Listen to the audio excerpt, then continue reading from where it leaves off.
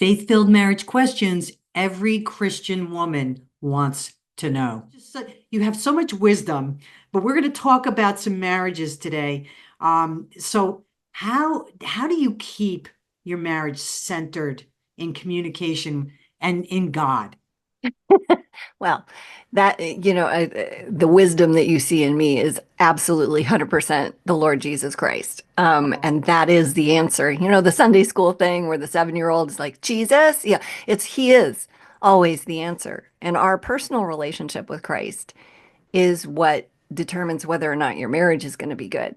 Um, Absolutely. and that, when the marriage work that we do, we work with individuals Yeah. to facilitate that first, because that's what Yeah. matters. Yeah. And the communication part is so important, don't you think? Like, do you have any stories where maybe there's somebody who was disconnected in their communication and then found that Christ was the one that could it back again? Oh yeah, we've worked with tons of couples this way. Domestic violence, divorce filed, separated for 3 years. Like these are the people we want to get our hands on because they're at the end of their hope and everybody around them that's telling them divorce. And Yeah. we believe that God's bigger than all of that. To your Yes. point about communication, um, there's I've worked with a number of couples that have the same story. They're so hurt and there's resentment and bitterness and they're blaming their spouse and we work with them individually to help them connect with God to receive his love to the point that they can then do the communication work with their spouse without trying to get something. They're trying to get their healing from that other Mhm. person, Mhm. and that never works because they're as wounded as you are, right? So Yeah. that approach is never a good one. So when you're trying to figure out how do I fix my marriage, the first thing is how do I become one with Christ? How do I abide in him? How do I have the right identity in him? So I'm not Mhm. seeking this other wounded individual to solve my identity issues and my woundedness. Mhm. And what's cool, I call this being bulletproof. It's a little bit of an exaggeration because nobody's fully bulletproof, but becoming unoffendable, no matter what your circumstances, no matter how your spouse is acting, we can really rest in who we are. And then we're not defensive and hurt. So we're not retorting back. And instead, we're able to have a wise response or a wise question Mhm. after someone's treated us poorly. And Mhm. that makes a huge amount of difference in the Mhm. relationship. It certainly does. And you know what, too, is that a lot of people get married and may not have Christ as their center in their marriage at all. Like, they don't even know Christ. So Right. how are so they may be going through a lifetime of just bickering and bickering and Yep. bickering and holding resentment and not respecting each other, right? Kind of like your book, The Respect There, Mhm. which is wonderful. So how do you overcome that? I don't think you can until you come to a realization of the depth of the depravity of our own soul and spirit without him. When we understand who he is, then we understand that our life has meaning. And the martyr syndrome, well, I give so much to you. Like when we're talking to our spouse, I do all these things for you. It's like, no, you don't. You're doing those for yourself. That's why you're resentful over it. If you were doing it for God, you weren't trying to purchase something with your Yeah. kindness, you wouldn't care one way or the other. And that's the freedom. Like Jesus came to set the captives free. He's still in that business. We need to be unshackled from the worldview that Mhm. this other person completes me, Hallmark movie style. And Yeah, exactly. yeah, and then find our fulfillment in the audience of one. Yeah. And then we can handle literally anything. Yeah, yeah. And talking about Hallmark movies, a lot of people like think that is really what it is. And we know that it is not even close to any of that. I Right. mean, you might start out in love, but then what happens? The world gets in your marriage, right? Mhm. And your past comes forward. And then I always heard that you're always trying to work it out. Like, Yeah. what happened to you as a child, you're kind of Yep. working it out in your marriage. Is Yep. is that true? Yeah, we marry the parent or sibling we had the most problems with. And whether or not we solve that identity issue in this marriage or not, second and third marriages fail even faster. We take that everywhere we go. So we got to deal with it. Yeah. When people are like, well, no, you don't know what my spouse is doing. It's like, it doesn't matter. Like, you chose that for a reason. You Yeah. chose that because there's a broken piece in you that Mm. is looking to, God's going to set that up so you can resolve it. And to your point, we have this limerence that lasts a year and a half, 2 years if we're lucky. That's just we can breed successfully. It's hormones. You can't trust that. That's, Mm. oh, the in love. It's like, that's not what sustains a relationship. Like, biologically, you can't function at that level for Mhm. years. And it's not real. It doesn't go on for years. Real love is full of patience and kindness and gentleness and just deeper than the stuff that Hollywood would ever portray. Like, I call that all that Hollywood stuff, Hallmark, all of it, I call it relationship porn because Oh, that's good. yeah, I like it that. it doesn't help us to, see all that as if it's supposed to be that way. And it does Yeah. influence us. Yeah.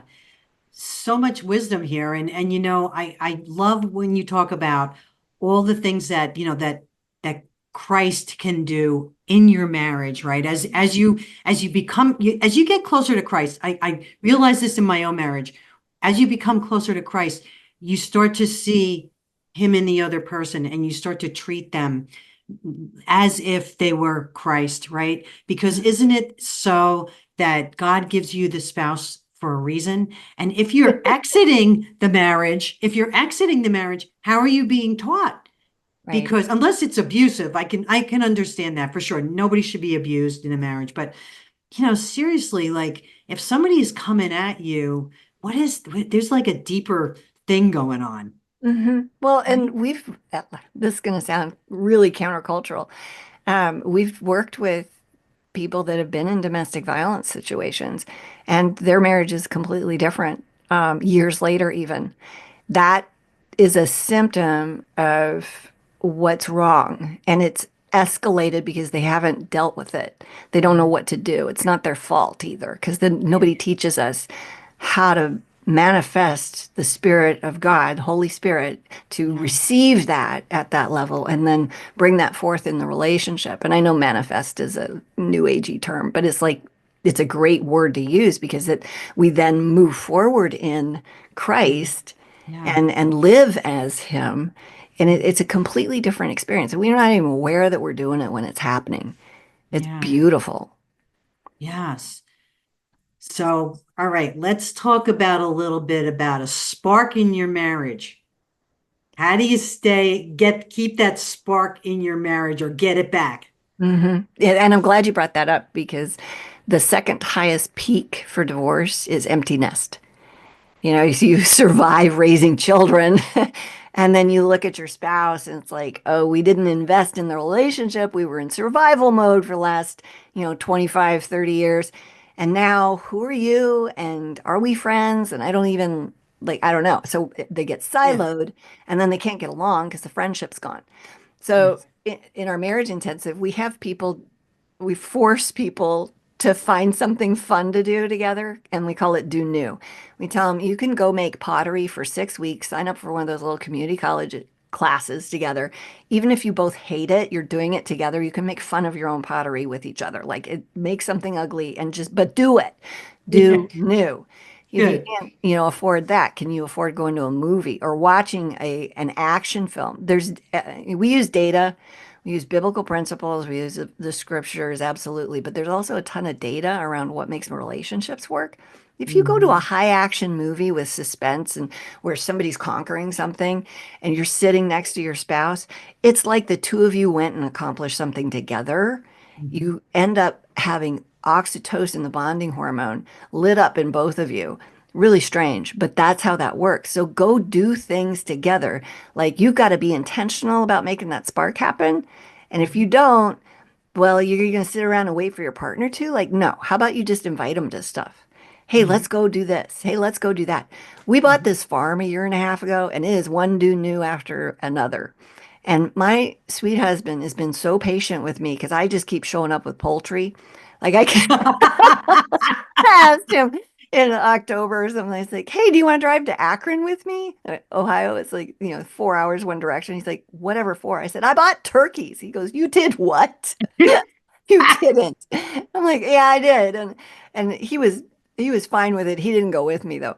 And Uh-huh. and I'm glad to have saved him that trip because that would have been a dog crate in the back of my car or my Oh, truck, and it was a little smelly on the way home. oh Whew. yeah. Yeah, Oh yeah. I had no idea what I was getting into. Oh yeah. Had a tarp. It was all good by the time we got home. But yeah, so we're just creating, new things, and we have new problems, and Yeah. we solve like where are we going to put the garden, and what are we going to grow, and making Yeah. mistakes and solving. It's just fun. It's Yeah. Yeah. yeah. It sparks my thought is that when my brother-in-law decided he needed to have chicken poop and he needed somebody to haul it back for him, puts it in my car, Oh, in my trunk. oh, I'll never forget that. oh, It brought back that memory when you're talking about the turkeys, because that's what they do back there, right? yeah, So, oh, yeah, I just kind of had to throw that in there. But anyway, yeah. I'm all right. so So sorry. back, huh? I'm so sorry about the smell. Terrible. I don't even know why, but gets ideas. He got Yeah, yeah. ideas. Anyway, well, so all right. How do you build trust after everything is broken? hmm Yeah, that's a really common thing.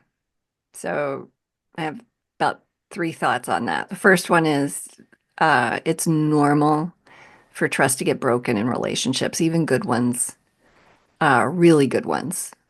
The more you do with people, whether it's your marriage, your kids, your best friends, you're going to make a mistake at some point. It just happens. You can't avoid that. So when it happens, apologize and change your behavior. We got to own what's ours to own, fix the mistake we've made. And that's it's called a repair.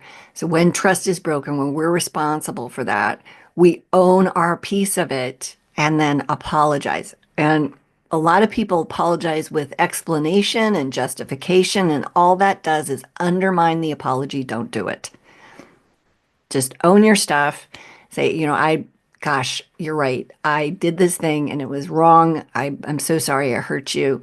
Even if you like the thing you did and you had great intentions and it was just received the wrong way, it's like, oh, wow, had no idea. I'm so sorry. I've hurt you, haven't I? I hate that. Please forgive me. And then you talk about what can we do differently. So there's that. The other piece is that, you know, we trust people way too much. We think we're supposed to be able to.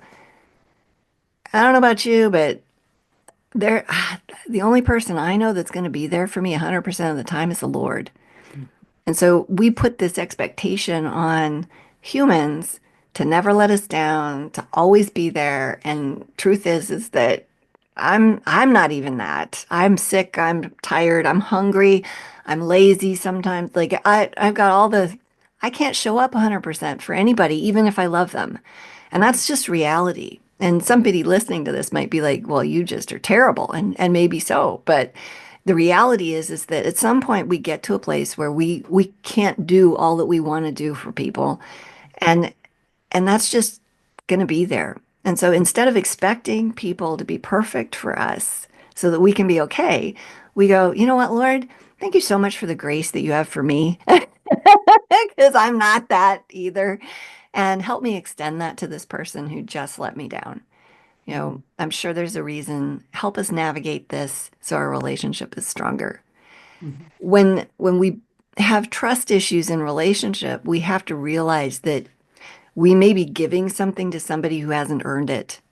There's a huge difference between trust and forgiveness. So if somebody breaks trust with us, yeah, we forgive them for that at that time, absolutely.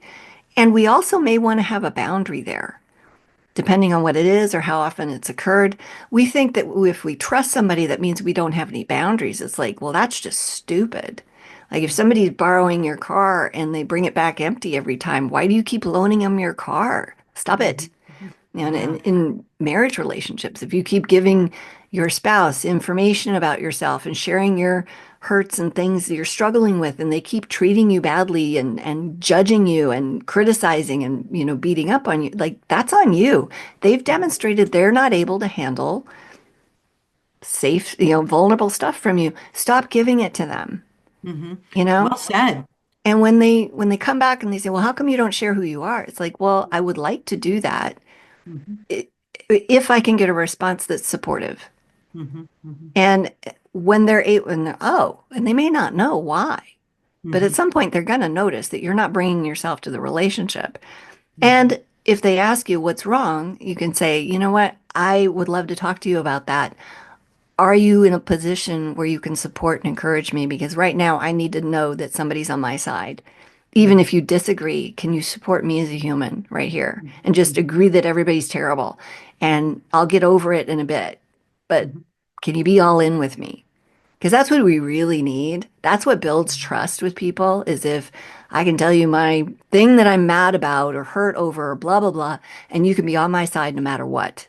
Hmm. That's Hmm. not the time to try to fix me when I'm Yeah. hurting. Yeah, Yeah. I love that. That's going to help somebody right there. I hope so. It's a game Yeah, changer. it is. Yeah. It is. Okay, so I'm going to shift a little and ask you, how can, a marriage manage money together in a way that keeps the peace and honors God?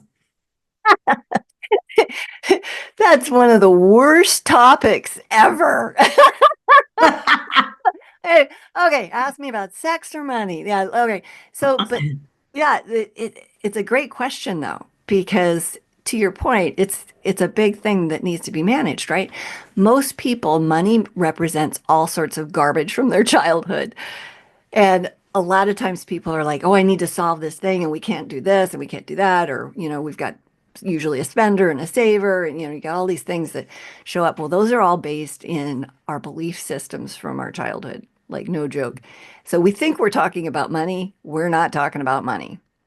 We're talking about the thing that happened when we were 7, you know, that made us think, okay, I need to da da da da da, right?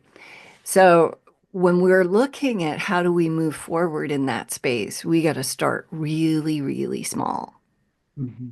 and dealing with just, what are your thoughts about this? And then listening to your partner, talking about what their experience is and why they think what they think, and then asking them deep questions like, when did that start for you? Where did that come from?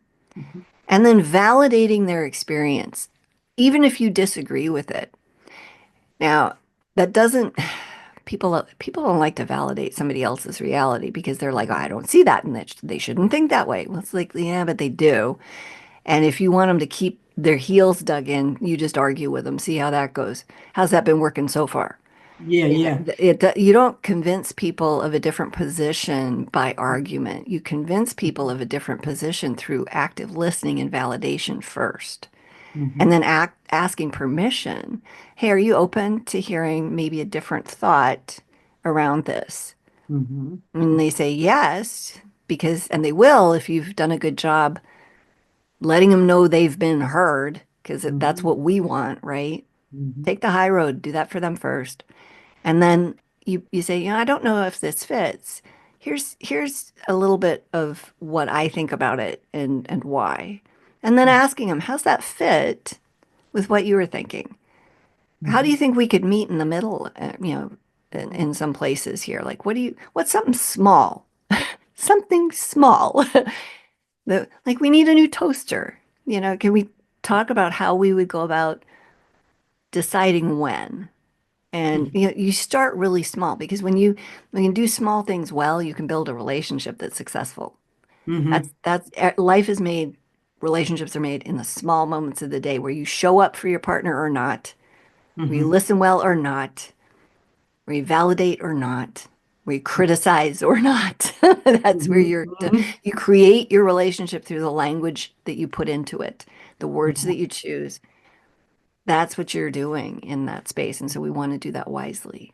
Mhm. So decisions should be made together is what the ultimate thought here too is that, And I'm thinking, well, what if somebody comes home with a boat that they decided that they wanted and it was not discussed with the wife? And that happens a lot. Now, boats are Yeah, yeah, big, you right. know, but Yeah. like, but this Kind of like my happens. turkeys. Yeah, Yeah. kind of like my turkeys. Right? So here's the thing. There's there's going to be wrestling around money in marriage. That's just usually how that's going to go for most couples. Some couples it's not a big issue, but for most people it is. The best setup is each person has their own fund of I get to do what I want to here. If it Mhm. impacts my partner, I need to have a discussion with them about that. That's just respectful, right? So what if the husband goes out and buys a boat? If he's got that kind of money put away for that, have at it, right? Mhm. So what if the wife goes and buys some turkeys? You know? Mhm. Yeah. So what? As long as there's an understanding of how that impacts everybody and what the purpose is and all of that, and Mhm. that works out. So, um, and to be honest with you, if my husband had said, "I really don't want you to get the turkeys," I wouldn't have got the turkeys. Okay. So you Yeah. respected him. You would Oh, be yeah. respected him. Yeah. He knows he's signed up for a little bit of crazy when it comes to animals and stuff with me. And we bought this is a controversial thing because people are against dog breeders in general, I think. And we've never done it. But we've raised golden retrievers for decades. And we've bought two that we're going to breed. I don't know that I'm going to be a breeder forever. I've got a mentor, but they're great stock. They're also beautiful dogs. So if it doesn't work out, we just have two golden retrievers or three, whatever. But we weren't sure we were going to do that. And this is part of attachment. Like I wanted to, Mhm. but I wasn't, I didn't want to so badly that if he didn't, I was going to have a fit over it, right? Mhm. Mhm. And it's kind of like with when we've had children, we've timed our children to when we both wanted to have children. Mhm. There's nothing worse than, and I do this with our couples work. Like I met with a couple this weekend and the wife was all in, let's work on this. The husband's like, no. And I'm like, I don't think you should then. And he's like, what do you mean? I said, you don't want to do this. Mhm. And I'm not going to drag you through something you don't want to attend. Like, I Mhm. appreciate the fact that you're showing up here, but the reality is you're not in a place where you really want to work on this, are you? And he goes, no, I don't. I'm in survival mode. I'm like, all right, that's fair. If you want to be in a different place, you know my number. Mhm. We can talk about that. And I can help the wife in the Mhm. meantime deal with Mhm. her circumstance. But you don't want to create situations where you're forcing people to live with choices that you made that impact them. That's just rude Mhm. and Mhm. disrespectful. Mhm. Hey, So, when you're talking about this, I'm thinking, how do you know if God is nudging you to get help, like counseling? yeah, so here's the problem. Nobody's going to like this. 80% of the time, counseling and therapy fails. And the reason that it fails is because you show up and you lay your problem out in front of a counselor, which usually embarrasses the spouse, usually the man. It's a humiliating experience. And then it's painful. There's more pain in that moment, in that hour that you spend. Everybody leaves feeling terrible. Most of the couples we work with have been to multiple therapists or counselors, and it just made everything worse. And the reason Mm. for that is that the counselors and therapists don't know the plan to create the positive outcome. Like you've got to create friendship. And there's very specific positive actions that have tons of research around them. If you're not doing those specific things, you're Mhm. not building relationship. Mhm. So showing up and talking about the problems in your relationship is fast tracking it to divorce. That's Mhm. how that works. So Mhm. I don't understand why that's a thing. Mhm. Now, we've had incredible success, over 95% success in terms of I call people 2 years later and say, hey, how's things going? And they're like, oh my goodness, let me send you vacation pictures. Like they're still fired up. They're still, Aw. yeah, just doing the things. They're like, this was so great. And it's been 6 months. They spend 6 months with us, and 2 years later, they're still great. Gottman, out of University of Washington, his people that are level 4 have 86% success rating in terms of being able to help couples. It's a brutal process though, because it's therapy. So we've Mhm. discovered a process where you don't have to go through all the muck in front of your spouse Mhm. and yet learn how to solve problems Mhm. and Mhm. deal with your own wounding, and but it's the Lord that's doing the work. Mhm. Secularly, Gottman's resources are about what that's the choice.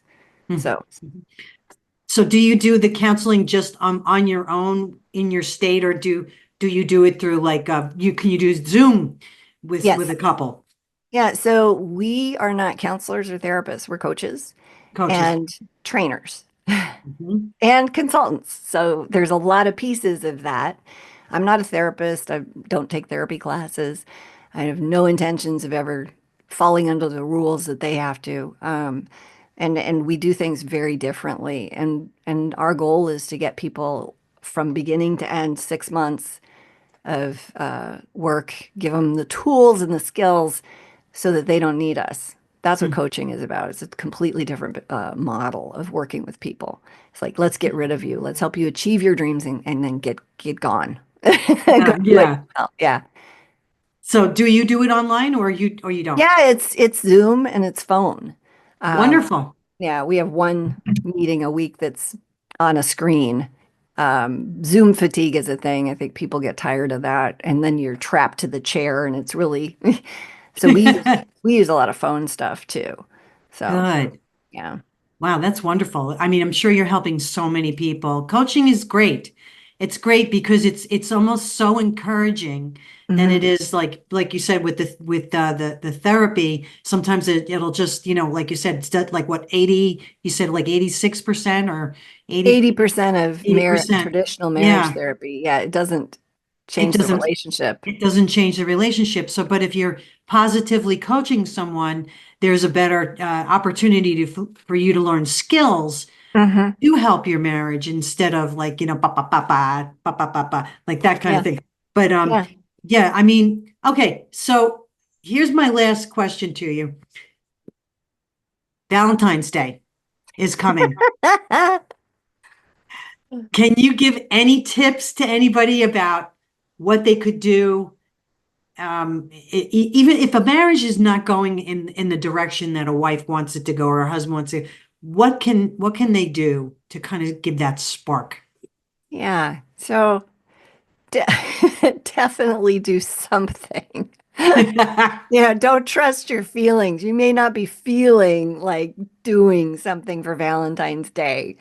And it's a secular holiday where we judge each other's love, professions of it. I would suggest that you do a combination of a couple small things, like a text that says, "Hey, been thinking about you today. So glad I married you." No matter the state of your marriage, because here's the deal. God's going to finish the good thing he started. Can you be glad? Can you be glad that God is finishing a good work in you and your spouse? So choose that. Choose that attitude, choose that vision, and choose to be grateful. That's a secret sauce of living well is can you be grateful for everything? In everything, be grateful. God tells us to do that. So, some small, a text, then a card. Hello, can we please do that? And don't make a big deal out of it. Just go pick something. Don't get your heart wrapped up in his response or her response. A little bit of chocolate, not too much. Everybody's trying to be health conscious these days. And plan a little something. And don't be normal about it. Don't go to dinner. Everybody goes to dinner. And it's like, if you're this is, by the way, the absolute worst thing that you can do as a date, if your marriage is a mess, is go do food in a restaurant where you have to look at each other and talk. It's terrible. You can't carry a conversation at home. Uh, don't do it. So what do you do instead? Well, let's go do putt-putt. Let's go to a movie. Let's go sledding. Let's go walk the streets that are romantic and then take each other's hand. Spend 6 seconds on a kiss. Make eye contact and hold it. Count to seven. And if you give a hug, hold on to that person for 90 seconds. What you're doing is releasing hormones. And then if they start to pull away, it's like, oh, baby, I'm not done yet. Mm-mm.